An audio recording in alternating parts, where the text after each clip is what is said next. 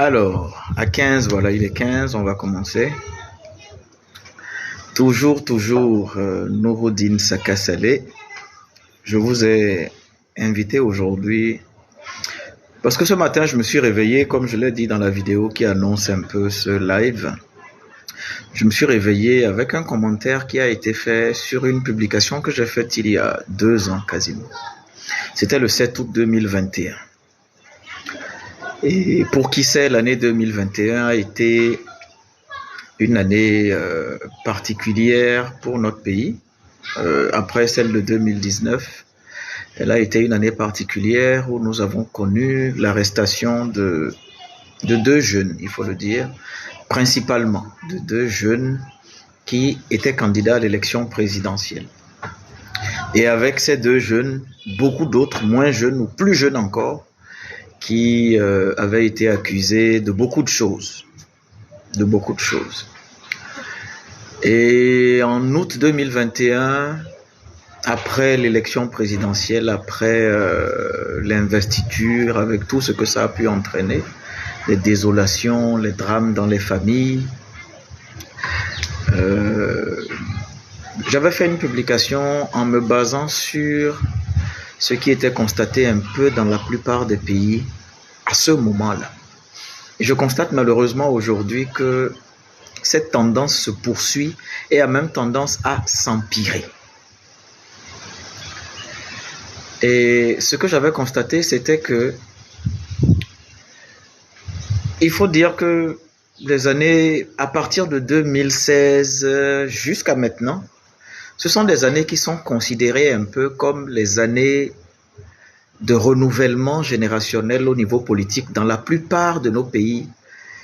Je ne dirais même pas africains, dans la plupart de nos pays, parce que c'est une question générationnelle.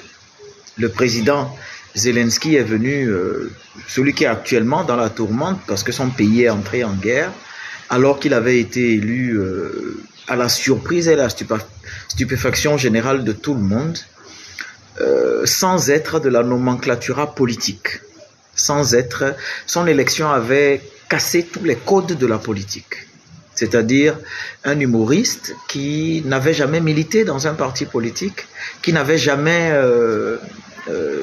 s'était jamais illustré sur le terrain politique, qui va à une élection présidentielle, qui ne fait pas campagne comme ça se voyait par le passé, et qui gagne quand même cette élection. Vous allez me dire que peut-être que c'était parce que c'était dans un pays occidental qu'il y avait beaucoup moins de possibilités de frauder ou de lui voler sa victoire. Mais aujourd'hui, ce fait que ce jeune se retrouve en fait à la tête d'un pays qui est en guerre. Est-ce que le destin l'a amené à se retrouver à la tête d'un pays en guerre, ou est-ce que le destin l'avait amené à casser un peu les codes de tout ce que nous connaissions en matière politique et électorale? Pour revenir à nos pays africains, je fais exprès de partir de cet exemple de l'Ukraine pour montrer la manière dont dans nos pays africains à nous, le fait même de dire je suis candidat devient une condamnation à la prison ou à la mort. Tout à l'heure, j'ai expliqué comment le président Zelensky est devenu président sans être même passé par un statut politique, par un parti politique. Et dans nos pays africains, par contre, ceux qui sont de la même génération que lui et qui lèvent la main pour dire « je suis candidat à l'élection présidentielle », pour les plus chanceux, ils sont en prison, d'autres en exil, sinon il y en a qui sont morts. Celui qui a ouvert le bal des décès de nos dirigeants politiques très jeunes, qui était président, même s'il est venu à la tête du pays par un putsch, c'était Thomas Sankara. Et cette histoire est restée comme une tâche jusqu'à aujourd'hui, qui fait que beaucoup de gens se réclament du sankarisme. Toutes les fois qu'il y a un jeune ou une jeune personne qui vient avec des idées novatrices, qui vient avec une envie et une fougue qu'on connaît à la jeunesse, soit il est abattu, soit il est combattu, mais de la plus féroce des manières. Il est combattu, elle, je ne fais pas de sexisme, cette personne est combattue. On va dire cette personne pour éviter de verser dans des procès d'intention. Cette personne est combattue avec la plus féroce des vigueurs. Et on a constaté que dans la plupart de nos pays africains, les législations pénales ont été modifiées pour criminaliser en fait la contestation politique, la contestation populaire ou même l'expression contraire à ce qui est fait par le gouvernement en place. Donc, la publication que j'avais faite en 2021, c'était parce que j'avais constaté qu'au Cameroun, après l'avocat Kamto qui a été arrêté parce qu'opposant, candidat à une élection présidentielle, c'était le tour du jeune Cabral Libé qui séduisait tout le monde par son courage, par ses idées, par l'envie qu'il avait d'apporter quelque chose de nouveau que nous n'avions pas connu par le passé. Je ne vous fais pas de dessin par rapport au fait que le Cameroun est dirigé par la même personne depuis, par exemple, que moi, je suis venu au monde. Il est dirigé par la même personne. Et ce n'est pas exceptionnel en Afrique centrale.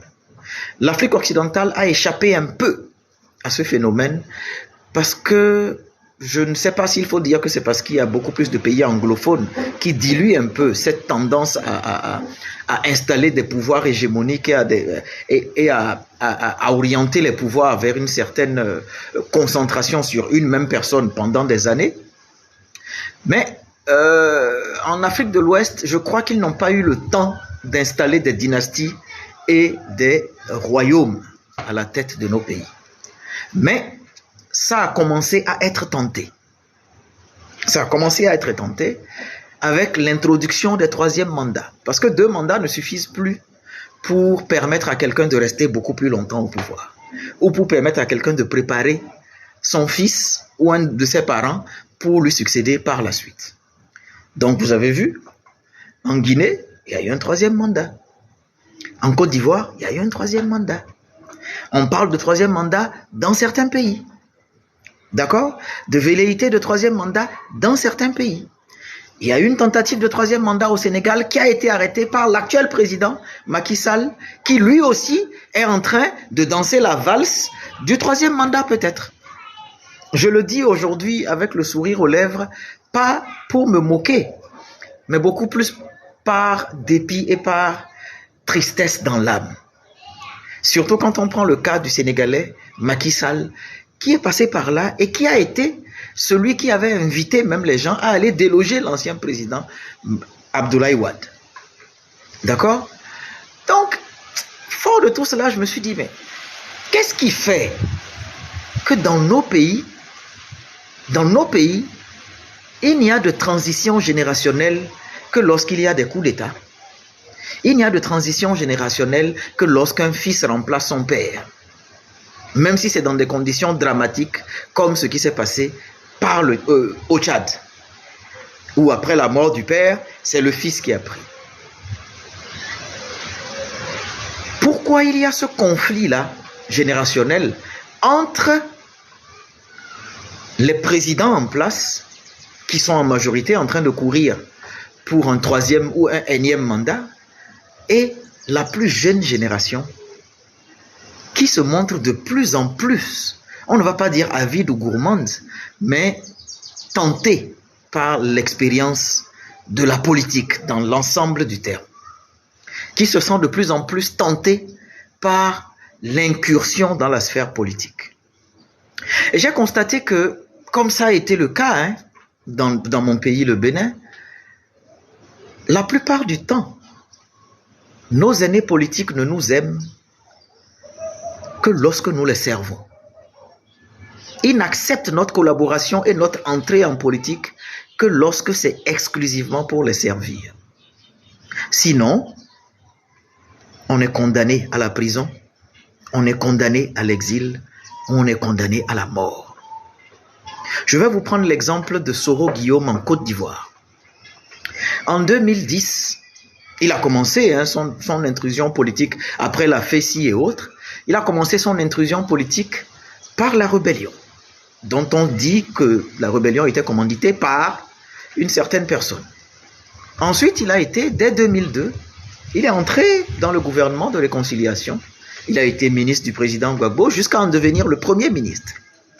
Il était premier ministre lorsque l'élection de 2010 est intervenue, et parce qu'il s'est rangé du côté d'Alassane Ouattara, l'actuel président, ce choix a été déterminant dans la suite politique de ce pays.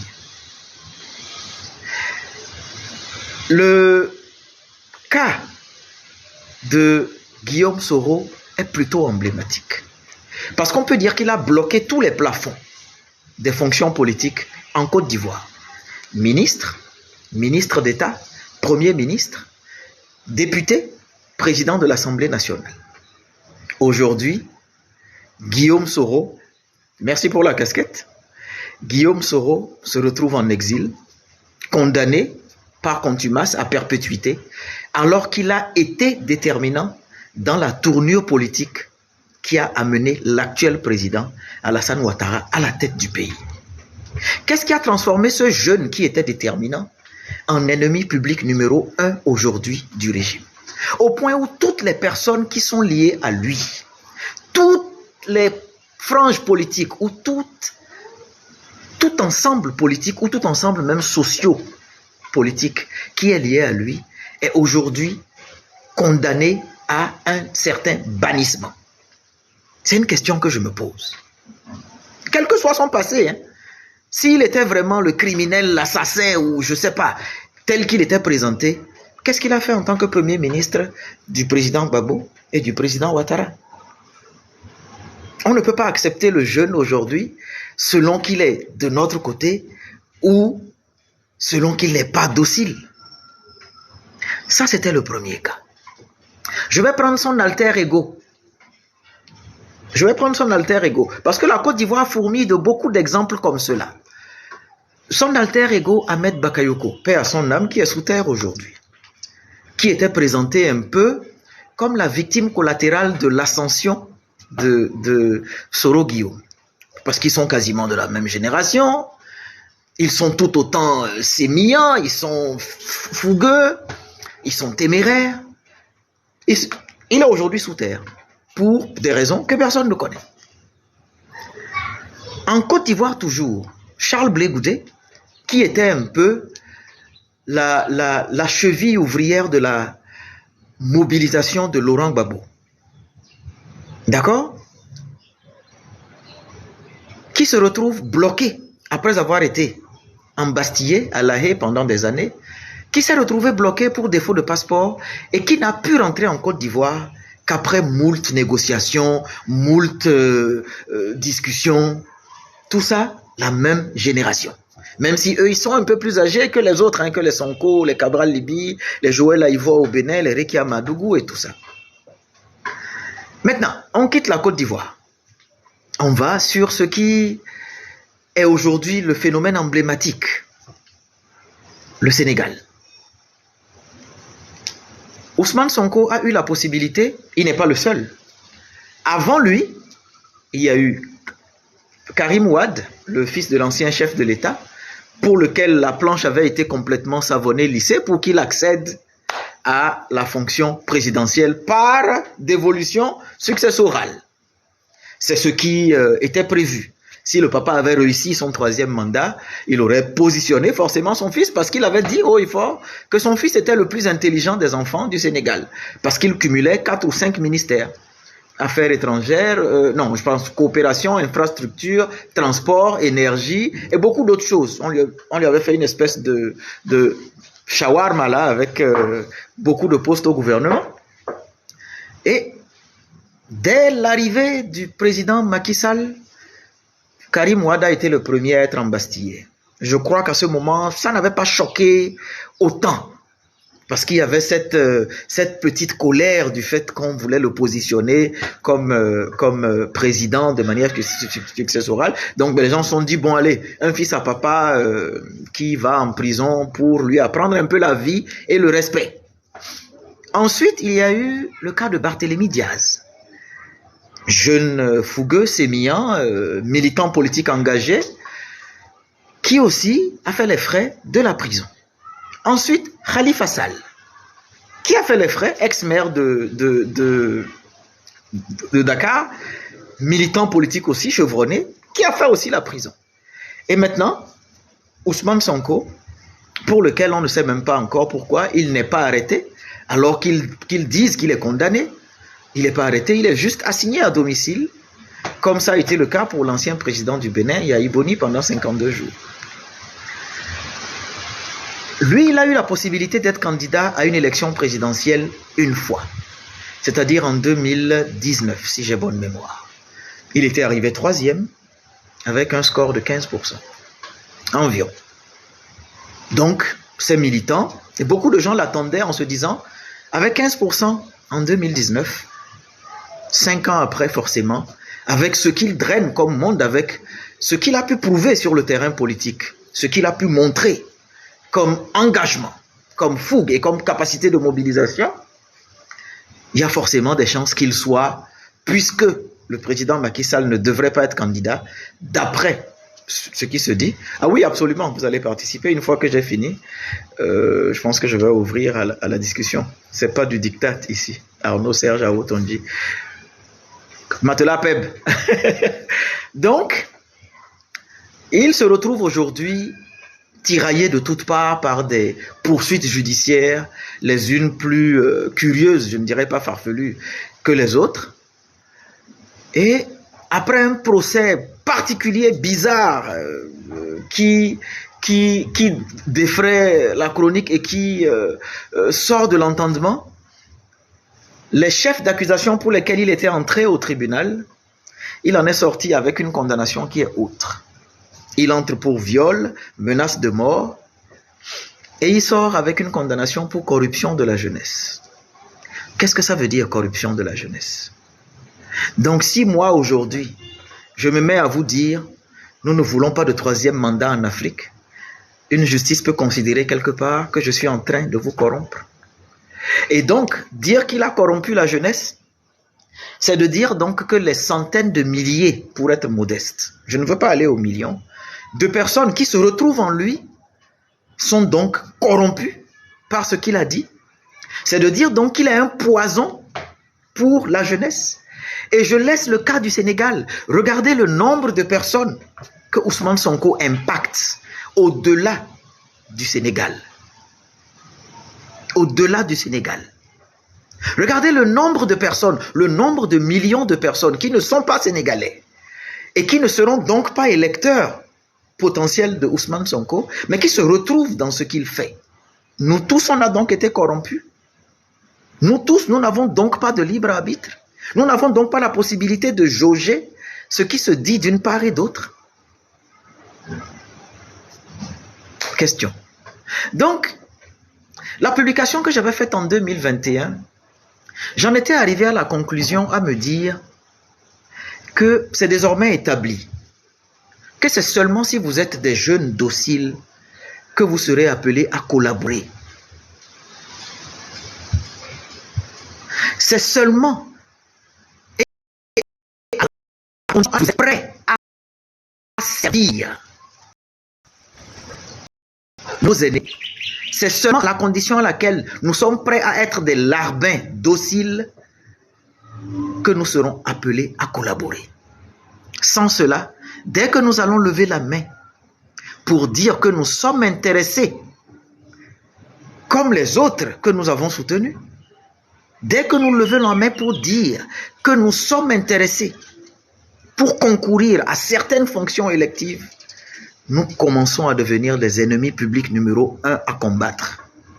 Parce que les gens ont peur que nous commencions à devenir des corrupteurs de la jeunesse. Des jeunes qui corrompent la jeunesse. En gros, c'est cela. Donc je me suis dit, bon, qu'est-ce que nous devons faire au final? Est-ce que nous devons continuer d'accepter d'être des dociles larbins? Ou alors, est-ce que nous devons continuer à nous montrer engagés pour mériter les places? Puisque le dicton qui court le plus, c'est que le pouvoir ne se donne pas, il s'arrache. C'est bien ce que j'entends partout. Que le pouvoir ne se donne pas, il s'arrache. Est-ce que ce jeune-là veut vraiment qu'il y ait... Est-ce que ce président veut réellement qu'il y ait une symbiose au sein de la nation. Parce que si vous dites que vous voulez le bien de votre nation, si vous dites que vous voulez le bien de votre pays, qu'est-ce qui fait que celui qui dit qu'il pense autrement que vous est forcément quelqu'un à condamner et à enfermer pour que ses idées ne circulent plus? Comme si vous seul, à vous seul, vous aviez la science infuse. Comme si vous seul, vous aviez la possibilité de décider pour tout le monde. Quand on prend par exemple les pays occidentaux, vous voyez, moi ma conviction est simple. Comme je l'ai dit dans la vidéo tout à l'heure, je pense que l'accession à une fonction comme celle de président ou de présidente de la République impose un certain cheminement qui doit être fait de succès, mais aussi d'échecs. Que ce soit des échecs humains, vous pouvez être trahi par vos proches, ou vous pouvez être trahi par des gens en qui vous avez confiance. Tout ça fait partie du cheminement politique. Sarkozy est passé du pestiféré, parce qu'il a soutenu Édouard Balladur en 2002, à la seule personne qui pouvait, en 2002 ou en 95 plutôt, excusez-moi, à la seule personne qui était à même de faire gagner la droite, et peut-être toujours, à l'heure à laquelle je parle, la seule personne qui puisse faire gagner la droite. Parce qu'après lui, il n'y a plus de président de droite. Mais paradoxalement, à chaque fois qu'il y a une élection présidentielle en vue, Sarkozy se retrouve toujours dans les pires difficultés judiciaires. Il a été condamné actuellement. Heureusement qu'il n'a pas été condamné à la privation de ses droits civiques et inéligible. Quand on prend ces pays-là en question, j'ai l'impression que la conception politique de l'exercice du pouvoir facilite l'accession des plus jeunes à la tête du pays. Parce que quand on prend en balance ce que je viens de dire tout à l'heure, qu'il faut une certaine expérience de gestion du pouvoir à tous les niveaux, que ce soit au niveau municipal, que ce soit au niveau législatif, que ce soit au niveau exécutif, j'estime personnellement qu'il faut une petite expérience de gestion et d'exposition à la gestion du pouvoir avant de prétendre arriver à une fonction de premier plan comme celle de président de la République. Et je vais m'expliquer. Être président de la République, par exemple, c'est pouvoir prendre la décision courageuse d'entrer en guerre contre son voisin. C'est pouvoir prendre la décision courageuse de se séparer d'un de ses fidèles, d'un de ses proches, parce qu'il s'est montré nocif pour la République. C'est pouvoir mettre l'intérêt général devant. C'est pouvoir mettre en avant les intérêts du plus grand nombre au détriment du petit nombre qui peut même être son clan. Humainement, il n'y en a pas beaucoup qui en soient capables. Donc, je me dis que pour accéder à ce niveau de fonction, il faut avoir été d'une manière ou d'une autre un peu préparé. À accepter d'être impopulaire, à accepter par exemple d'être rejeté par ses proches, à accepter, je ne dirais pas des compromissions, mais des choix, à accepter des choix qui peuvent être durs, difficiles et douloureux pour soi-même, pour nos familles et même des fois pour notre famille politique. D'accord? Donc, je crois qu'il y a quand même un cheminement, au-delà du cheminement personnel, qui fait que vous devez être quand même quelqu'un d'accompli personnellement. Que ce soit sur le terrain professionnel, sur le terrain familial, sur le terrain personnel, sur le terrain même des coups bas en politique. Il faut avoir vécu, il faut avoir affronté tout cela pour pouvoir arriver à un niveau de fonction où, comme Emmanuel Macron, on peut vous gifler en pleine rue sans que vous ne déclenchiez une guerre contre la personne qui vous a giflé. Même si ce n'est pas un exemple que je recommanderais. C'est dire en fait, le manteau de président de la République est tellement lourd que je pense qu'il faut avoir atteint un certain niveau d'entraînement psychique, psychologique, personnel, humain et professionnel avant de prétendre à ce type de fonction. D'accord? Donc, j'ai l'impression que si on doit prendre le cas du président français ou du président ukrainien, j'ai l'impression que la conception de l'exercice du pouvoir dans ces pays-là, qui fait que dès qu'un nouveau président arrive, il ne balaie pas toute l'administration comme ça se fait dans nos pays. La continuité de l'administration, la continuité même, de ce qu'on va appeler de la grande muette, de l'armée, font que justement ces personnes-là peuvent se retrouver à diriger une nation sans qu'il y ait des couacs. Mais par contre, dans nos pays africains, dès qu'un président arrive, même le chauffeur est balayé, le chauffeur du prédécesseur est balayé. Les services de sécurité sont balayés. Le gouvernement est balayé en entier. Parce qu'on dit qu'on ne travaille qu'avec ceux qu'on connaît. Donc, même jusqu'au niveau de l'administration, les directeurs techniques, les directeurs, les cadres techniques, tout le monde est balayé. Pourquoi? Parce qu'il y a un chômage galopant et il faut placer ses proches à tous les postes. C'est-à-dire, on connaît la politique dans nos pays parce que ça devient le gagne-pain, le seul gagne-pain de la majorité des gens. Nos jeunes, nous jeunes, allons en politique parce qu'on est au chômage, parce qu'on n'a pas de travail. Parce qu'on veut aller vivre de l'argent public. On préfère utiliser une voiture qui n'est pas à nous, mais qui est une voiture de l'État. Parce qu'on n'a pas nous-mêmes la capacité de nous acheter une voiture. Parce qu'on n'a pas de boulot ou qu'on n'a pas les revenus suffisants pour le faire. D'accord? Un jeune entrepreneur préfère accepter être l'assistant d'un ministre que de diriger son entreprise à lui-même. Parce qu'il se dit, là-bas au moins, je pourrais avoir la main sur la caisse, je pourrais avoir les bakchis, je pourrais avoir ci. Donc cette conception du pouvoir est différente en Occident et chez nous. Ok? Ce qui fait que la conception de l'exercice du pouvoir dans nos pays amène à se dire, mais c'est une fonction qui est trop lourde. Parce qu'on voit le président en personne qui vient en fait pour casser tout ce que l'ancien a fait et reprendre ce que lui, il a envie de faire avec ses hommes et ses femmes. D'accord? Alors que dans les pays occidentaux, il faut toujours qu'on fasse la comparaison. Hein? Il faut toujours qu'on fasse la comparaison. Dans les pays occidentaux, quand vous venez trouver une administration, vous fonctionnez avec cette administration. Même les gardes du corps, peut-être que ce n'est pas vous qui allez les choisir. C'est ce qui se passe aux États-Unis. C'est les services secrets qui décident de qui peut être dans la sécurité rapprochée du président de la République. Pourtant, c'est le président, l'un des présidents les plus puissants du monde. Ok? Donc, chez nous, on balaie tout et on reprend.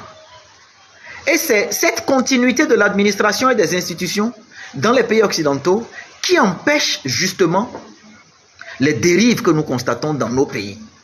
Dans nos pays, le président qui arrive, il faut qu'il ait sa Cour suprême, il faut qu'il ait son Assemblée nationale, il faut qu'il ait sa Cour constitutionnelle, il faut qu'il ait son Conseil économique et social, il faut qu'il ait son Sénat, il faut qu'il ait ses maires, il faut qu'il ait ses chauffeurs, il faut qu'il ait ses cuisiniers, il faut qu'il ait tout le monde à sa botte, à sa solde. Il faut même qu'il ait ses syndicats des fois. Des fois, il faut qu'il ait ses syndicats à lui-même. Des fois, il faut qu'il ait ses confessions religieuses à lui-même.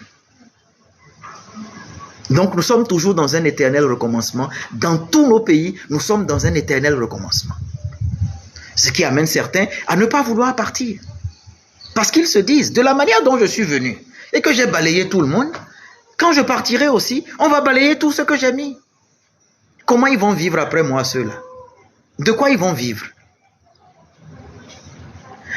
Donc, moi je vois les choses d'une manière assez particulière. Et je me dis, en attendant que nous n'arrivions à ce niveau-là de conscience administrative et politique, il faut que nous commencions à réfléchir sur le pourquoi nous constituons en fait une crainte pour nos aînés. Et ce n'est pas seulement parce qu'ils briguent les mêmes postes que nous, hein. Ce n'est pas seulement lié à la question alimentaire. Il y en a plein qui n'arrivent pas à se nourrir en dehors des fonctions politiques. Il y en a plein qui n'arrivent pas à vivre en dehors des fonctions politiques parce qu'ils n'ont rien appris à faire d'autre que la politique. Nous, Dieu merci, on a des métiers qui nous permettent de rester propres, de nourrir nos familles. Il y en a dans nos pays qui ne connaissent que les salaires politiques, qui ne connaissent que la fonction politique. Et malheureusement, dans notre génération et même celle qui nous suit, la majorité des jeunes est déjà comme cette classe générationnelle beaucoup plus âgée, car elle ne connaît que les salaires politiques. Elle ne connaît que cette manière-là de gagner sa vie. Il y en a qui ne se sont jamais acheté une voiture par eux-mêmes. Mais depuis 15 ans, ils ont des voitures de l'État. Comment vous voulez dire à quelqu'un comme ça de se forger une conviction si son quotidien dépend de sa capacité à se repositionner d'une manière qui veut en fait que la nouvelle génération est combattue et vouée aux gémonies? Il faut se demander, est-ce que c'est parce que nous sommes en train de refuser en fait un renouvellement générationnel, ou alors nos aînés sont en train de chercher à contrôler le renouvellement générationnel? Parce que d'une manière ou d'une autre, que ce soit par les hommes ou par les faits de la nature, ils devront passer la main. Je ne sais pas que je le leur souhaite, je touche du bois, mais ils ne sont pas éternels. Ils ne vont pas vivre indéfiniment. Ils ne sont pas éternels. Même Highlander est mort. Arrivé un moment, Highlander est mort. Donc ils devront forcément passer la main. Quel que soit le nombre de brimades, quelle que soit la qualité des brimades qu'ils vont faire contre les plus jeunes, ce sont les lois de la nature. La nature nous a fait plus jeunes qu'eux. Sauf cas de maladie, sauf cas de force majeure, nous sommes appelés, nous sommes condamnés à vivre plus longtemps qu'eux. Est-ce qu'ils préfèrent mettre à certaines places des personnes pour assurer qu'elles arrièrent, puisqu'ils ne vont pas vivre indéfiniment de toute manière? Ou alors, quel est l'objectif? Qu'est-ce qui fait qu'aujourd'hui dans nos pays, les plus jeunes sont pourchassés? Les plus jeunes sont bannis de la chose politique. Qu'est-ce qui fait que les plus jeunes et qui ont des capacités, qui ont des valeurs, sont ceux qui sont les plus diabolisés, sont ceux qui sont les plus rejetés? Et tenez-vous bien, ça ne passe pas. Ce ne sont pas les plus âgés là qui nous pourchassent. Ce ne sont pas les plus vieux. Ils n'ont pas la force pour nous pourchasser. Ce sont les jeunes comme nous qu'ils commettent à ce genre de tâches. Ce sont les jeunes comme nous qu'ils commettent à ce genre de basses manœuvres et qui le font avec le plus grand des zèles, de manière institutionnelle et de manière même quasiment religieuse. Donc, à mon sens, et pour finir, est-ce que ce sont nos aînés qui ne veulent pas de la nouvelle génération? Ou alors, est-ce que ce sont les jeunes qui sont utilisés pour ces basses manœuvres-là, qui craignent une certaine génération, qui craignent une certaine qualité de personnes et qui se mettent justement au service de nos aînés pour combattre ce que eux, ils ne sont pas capables de faire, c'est-à-dire réfléchir et proposer certaines choses? C'était la conclusion à laquelle je voulais chuter. Merci beaucoup. Je vais maintenant ouvrir le débat. Je crois qu'il doit y avoir quelques personnes en attente pour que nous puissions essayer de nous parler un peu, de nous poser la question et savoir mais qu'est-ce qui peut nous amener en fait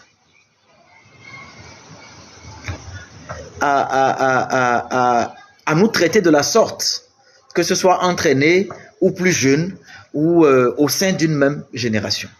J'ai une forte pensée aujourd'hui, en ce jour de la Tabaski, pour tous nos frères.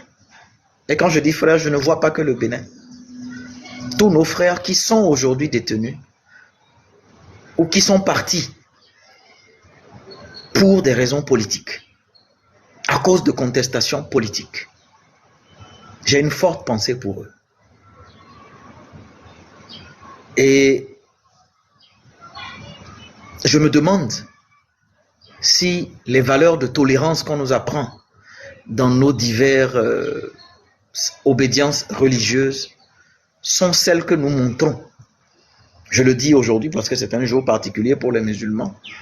Et je sais qu'il y en a beaucoup de ma communauté qui sont derrière les geôles, surtout dans notre pays, le Bénin.